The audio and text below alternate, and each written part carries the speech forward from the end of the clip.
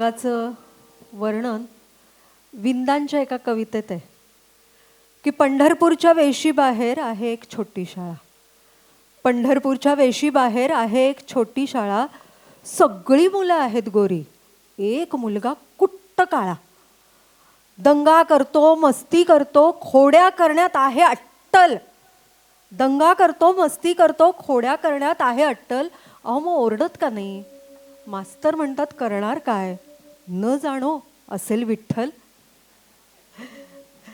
म्हणजे थोरा मोठ्यांपासून ते अगदी लहानांपर्यंत प्रत्येकाच्या मनात वेगवेगळ्या शब्दांनी वेगवेगळ्या रूपांनी हा विठ्ठल सामावलेला आहे. वारकरी संप्रदायामध्ये एक शब्द सतत आपल्या कानावर पडतो, तो शब्द म्हणजे माऊली. आणि हे केवळ संबोधन नाही, तर तो प्रेम, समता, करुणा आणि आत्मीयतेचा अनुभव आहे.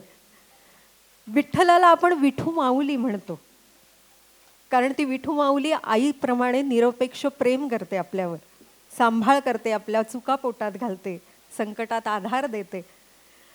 आळंदीहून संत ज्ञानेश्वरांची पालखी पंढरपूरकडे निघते तेव्हा लाखो वारकरी त्या पालखीबरोबर चालतात आणि त्या प्रत्येकाच्या ओठावर हृदयामध्ये विठ्ठलाचं नाम आणि प्रत्येकाच्या मुखातून एकच हाक, माऊली.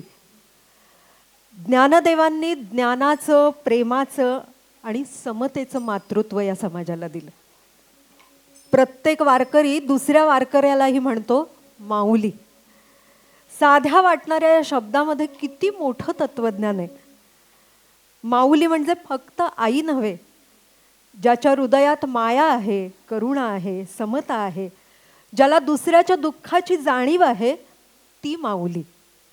वारीत कुणी अनोळखी नसतो. थकलेल्या वारकऱ्याला कुणाचाही हात पाणी देतो, तो हात असतो माऊलीचा.